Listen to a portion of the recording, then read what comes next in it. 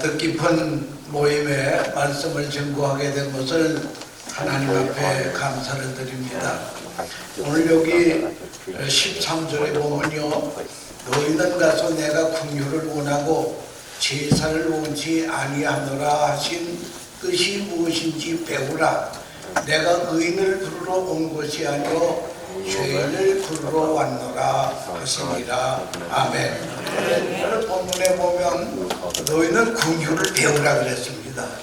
배우지 않고는 되는 일이 없으니까 여러분 이 시간에 긍휼을 배우는 복된 시간이 되시기를 바랍니다.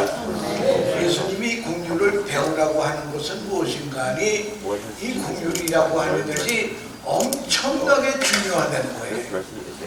엄청나게 중요하다는 거예요. 여러분 우리가 일생을 산 다음에 하나님의 심판대 앞에 섭니다.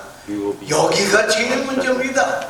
이 심판을 우리가 무사히 통과가 되어야 될 텐데요, 그러기 원하는 사람은 오늘을 긍휼을 배우시기 바랍니다. 예수를 일생 믿어도 긍휼을 배우지 못하면 문제가 있는 사람이라고 하는 것을 그걸 우리가 알아야 된다는 거예요. 첫째, 우리가 구원받은 것은요, 하나님의 긍휼 때문에 구원받았다 하는 것을 이걸 우리가 먼저 알아야 돼요. 여러분, 하나님의 긍휼하심 때문에 내가 긍휼함을 내가 구원받았다는 것을 알아야 돼요. 두 번째는 긍휼이라고 하는 것은 엄청나게 귀하다고 하는 것입니다.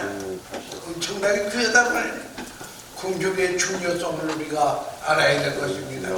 야고보서 1장 13절에 보면 긍휼을 행하지 아니하는 자에게는 내가 긍휼 없는 심판이 있으리라.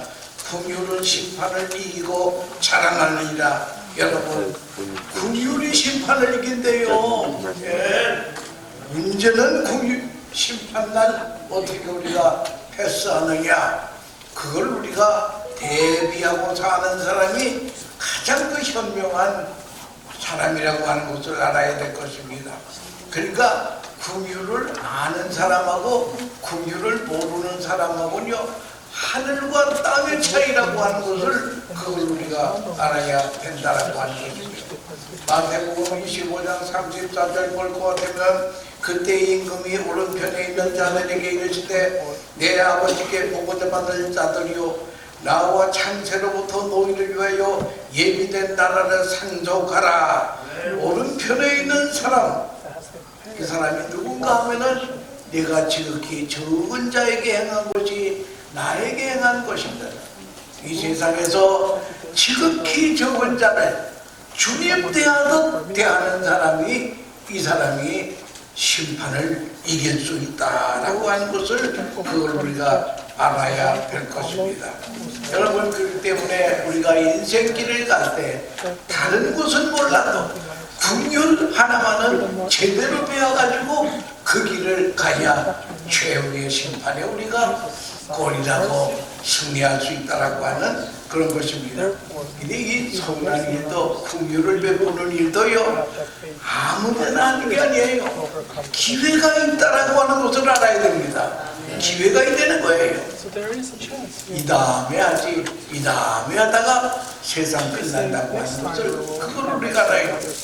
톨스토이의 단편 소설이 있는데 사랑은 연기하지 말자라고 하는 단편 소설이 있습니다.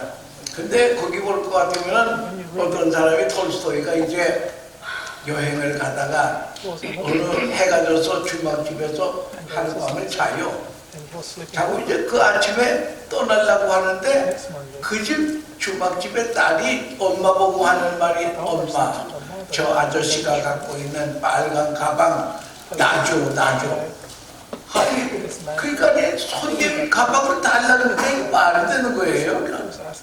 머리가 뿌리쳤습니다. 그러나 톨스토이는 생각하기를 제가 이 빨간 가방을 가고 싶어 하는데 줄까 말까 하다가 에이 가자. 갔다 오다가 주지. 그리고 이제 갔단 말이에요.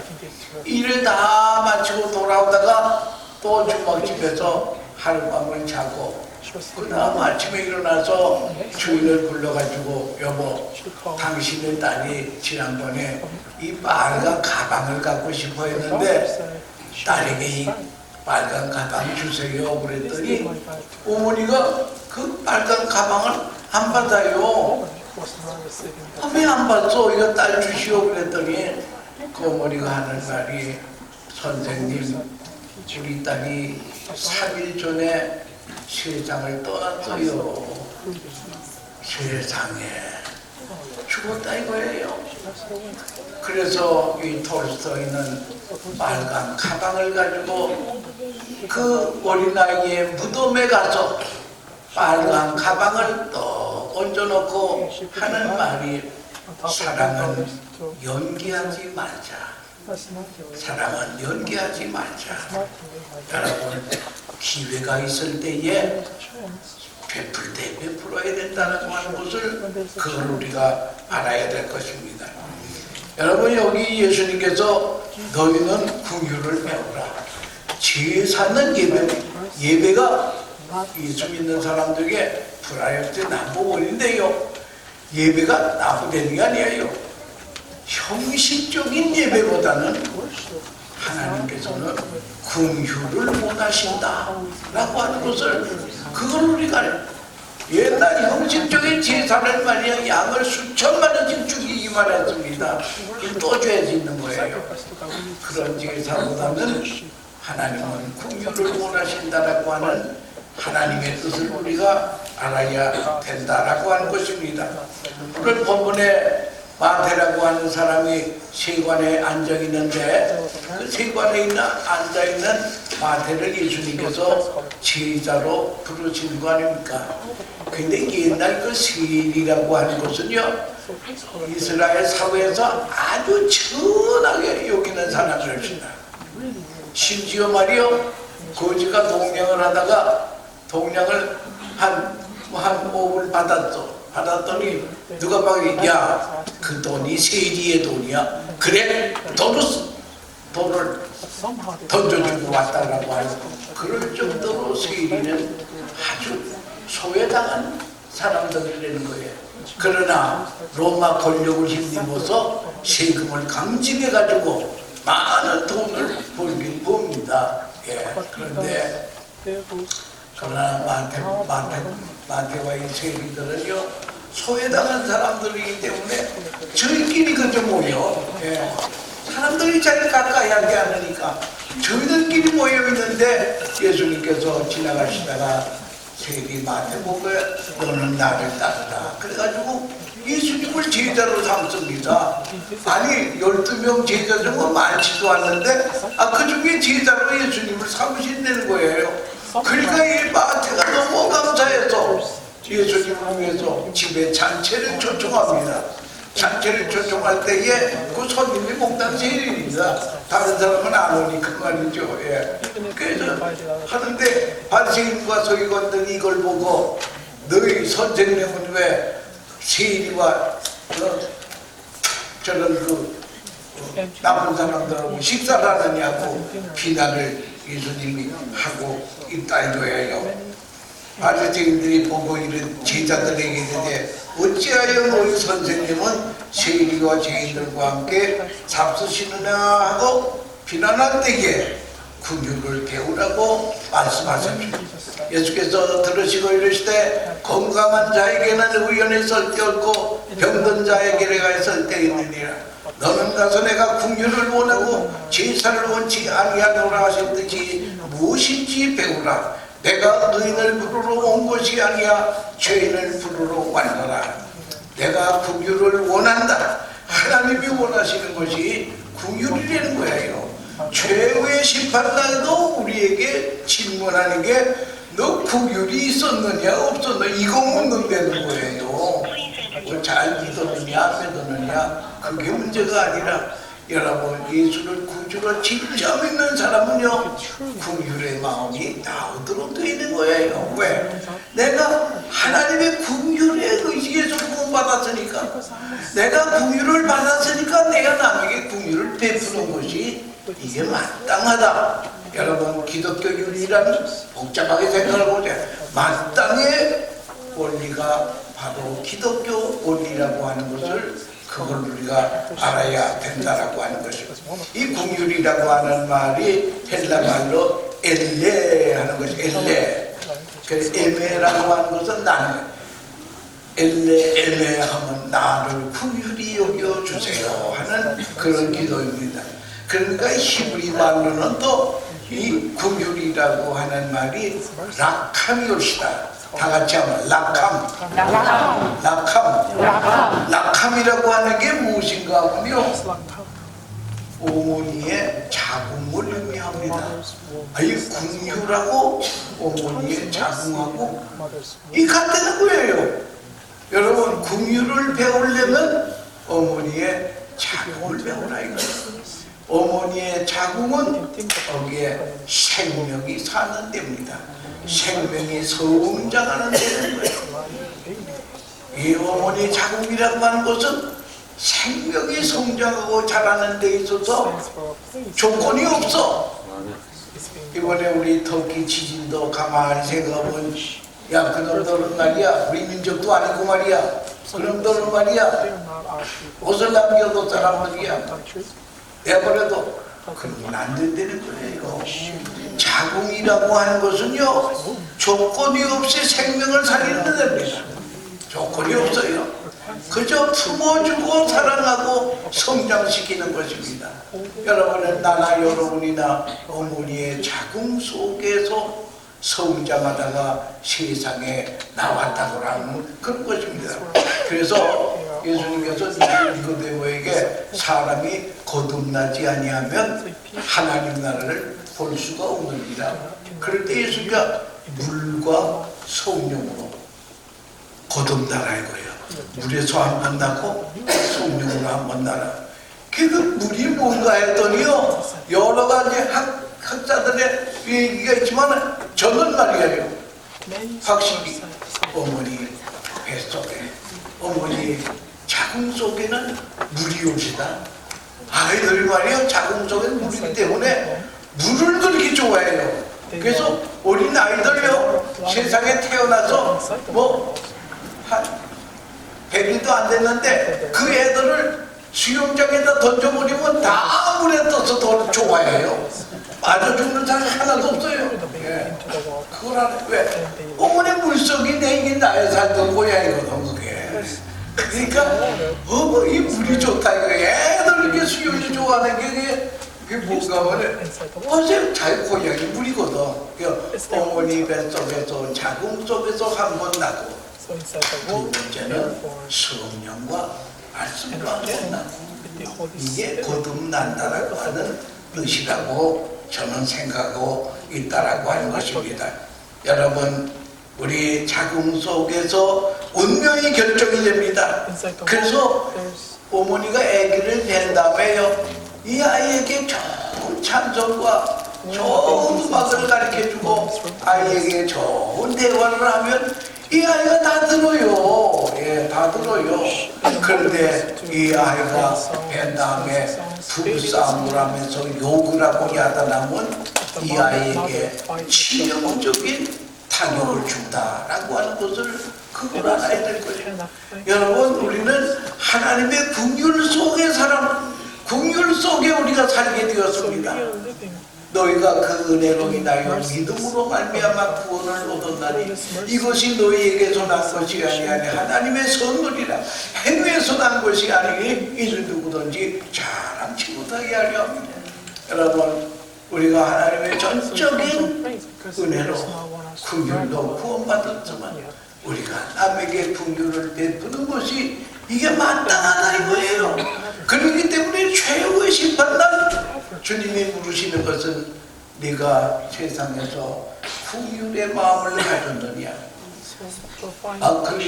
윌리엄 마클이라고 하는 것은 하는 사람 유명한 성경 주석가가 있는데요. 그 사람이 저서가 마인드 오브 지서스 예수님의 마음이라고 하는 책을 썼는데 거기에서 볼 것 같으면은 그 책에서 우리 주님께서 원하시는 것은 긍휼의 마음이다. Jesus wants 주님이 한 가지 죄라고 생각하는 것은 긍휼의 마음이 없는 거라는 거예요.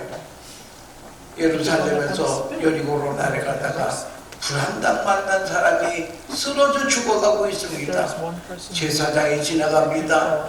레위인이 지나갑니다. 사마리아인이 지나갑니다. 그런데 레위인도요,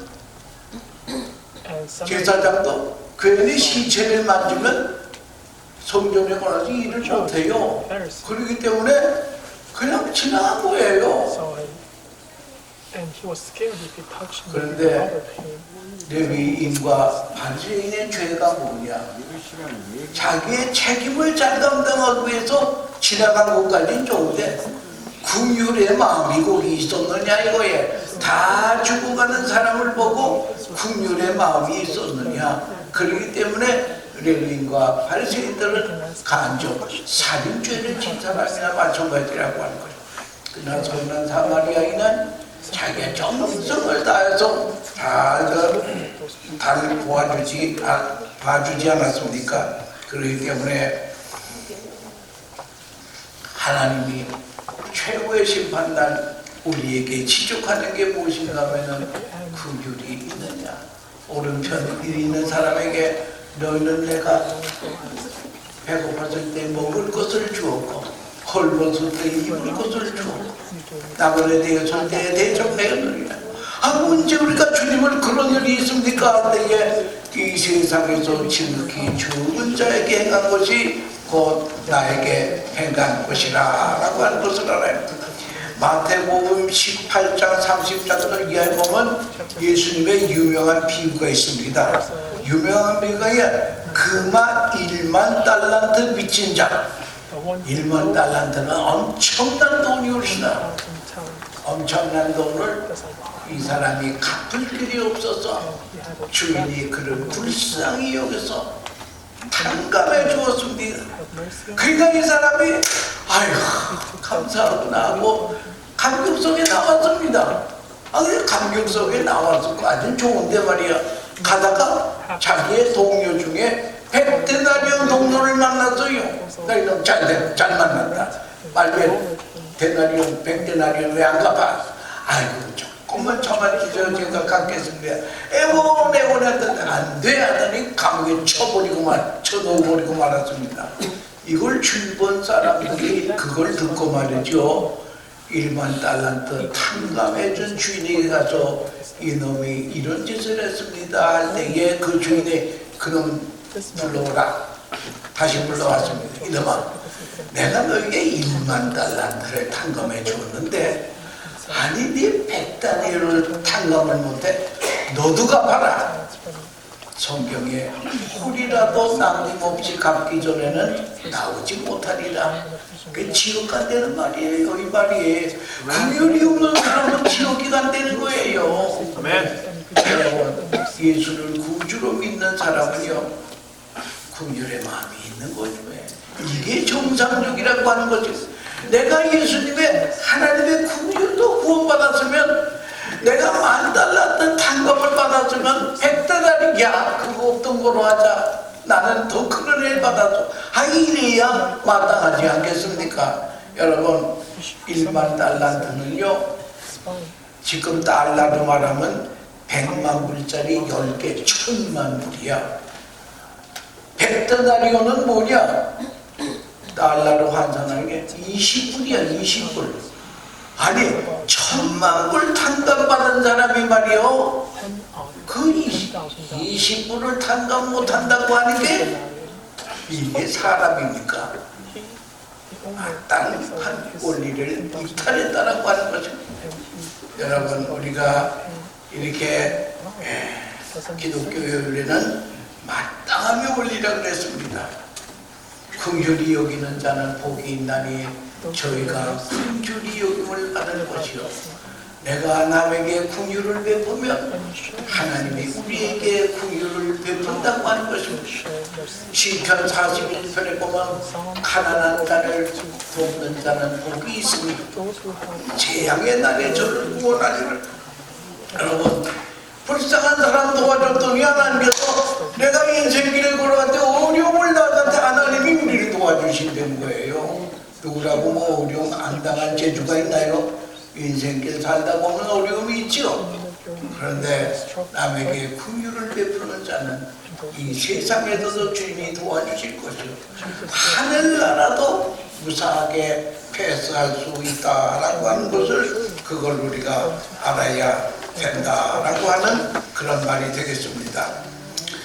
시편 103편 13절에 아비가 자식을 불쌍히 여김같이 여호와께서 자기를 경외하는 자를 불쌍히 여기는 자, 아비는 자식을 긍휼히 여기는 것처럼 하나님 우리를 긍휼히 여기게 돼요. 우리도 남을 긍휼히 여겨야 된다라고 예수님께서 십자가에서 가장 7억 읽은 말 중에 하나님 저들의 죄를 용서해 주시옵소서. 저들이 모르기 때문에 그렇습니다. 그러면서 예수님께서 자기를 핍박하는 자를 못을 박는 자를 향해서 기도하지 않았습니까? 여러분 이제 어떤 사람 보면요 이 긍휼의 반대가 비판이야. 긍휼의 반대가 비판이야. 그리고 남을 정죄하고 비판하는 건 뭐냐? 이건 긍휼이 없는 것인데요. 여러분 이제 남을 비판하고 싶을 때 비판하고 싶지요. 저놈이 나한테 이랬다고 말이에요. 하고 이제 그럴 때는 저가 알지 못해서 들었습니다. 알면야 왜 그랬겠느냐 이거야. 이렇게 우리도 주님의 마음을 가져야 된다는 거예요. 그러면 이 세상에 원수가 없어. 왜? 아무리 못된 짓을 해도 그 사람이 알지 못해서 그러는 걸 어떻게 그러냐. 사람은 아는 만큼 행복가 되는 거죠. 여기 돌덩어리가 있는데 이게 돌덩어리를 알면 행복하지 못해요. 이게 금인데 금덩어리로 알을 때에 행복하다고 하는 것을 그걸 우리가 알아야 된다는 거예요. 어느 추운 겨울날이 올시다 어느 사제가 잠을 청하라고 침대에 누웠는데 사제관에 땅땅땅 문을 두드려요. 그래서 아이고 참 귀찮지만 또 사제의 집에 와서 문을 두드리는데 안 나가볼 수 있나? 그래서 나가서 문을 열었더니 밖에는 눈보라 가지고 엄청나게 추운데 말이야.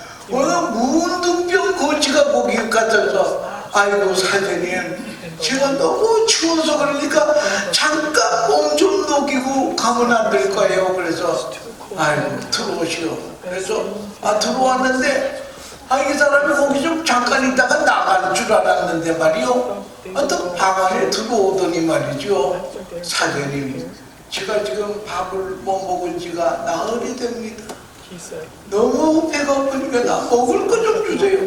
그래서 아침 식사를 준비해놨던 빵과 우유를 사장가 또 그 문둥병 그 거지에게 줬습니다. 그랬더니 허겁지겁 잘 먹더랬대요. 그런데 가는 줄 알았더니 또 뭐라 그러는 거니? 아이고 밖에는 아무리 추워도 어디 갈 수가 없으니까 여기서 하룻밤 재워달라는 그래서 또 사제가 할 수 없이 그 침대는 하나밖에 없는데 그 침대에서 자기하고 자기 땅바닥에 내려가서 자는데 좀 잘라 그랬네. 또 문둥병 환자가 일어나서 하는 말이 뭐라 그러는가 하면 사제님 내가 몸이 몹시 추워서 잠을 잘 수가 없는데 사제님 일이 같이 올라와서 사제의 몸으로 날 좀 녹여주세요. 안아달라는 거예요.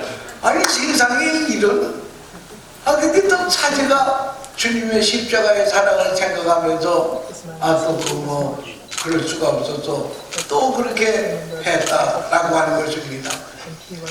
그런데 한참 자다가 잠을 내가 잘 수 있을까 하고 그 문둥병 고름나는 냄새나는 그 사람을 끼얹고 자는데 잠깐 잠이 들었습니다. 그런데 그때 예수님이 네가 사랑하는 예수다. 내가 네 집에 왔을 때에 이렇게 나를 잘 대접해줘서 고맙다.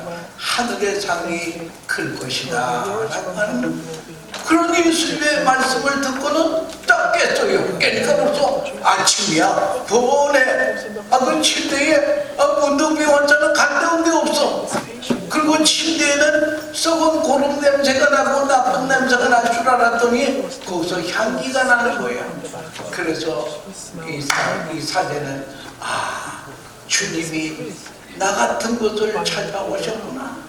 그런데 내가 이렇게 마음으로 억지로 하는 죄를 용서해 주시옵소서 하고 그런 하나님 앞에 무릎을 꿇고 용서의 기도를 하는데요. 여러분, 그 용서의 기도가 유명한 세계적인 기도인데 그게 성 프란시스의 기도라는 거예요. 주님, 저를 평화의 덕으로 써주소서. 미움이 있는 곳에 사랑을, 다툼이 있는 곳에 용서를, 분열이 있는 곳에 일치를, 의욕이 있는 곳에 신앙을, 그릇됨이 있는 곳에 진리를, 절망이 있는 곳에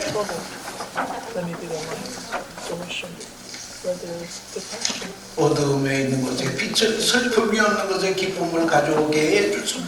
위로받기보다는 위로하고 이해받기보다는 이해하며 사랑받기보다는 사랑하게 하옵소서. 우리는 죽음으로서 받고 용서함으로 용서받고 자기를 버리고 죽음으로서 영생을 얻기 때문입니다. 오늘 혹시 이 마지막에 폐회 찬송으로 이 찬송을 한번 우리가 부르면 상당히 의미가 있을 것 같습니다. 여러분, 긍휼은 심판을 이기느니라. 심판을 이길 뿐만 아니라 자랑까지 한다는 우리는 어머니의 자궁 속에서 긍휼을 배워서 긍휼의 마음을 가지고 인생길을 걸어가는 복된 하나님의 백성들 되시기를 축원합니다. 기도하겠습니다.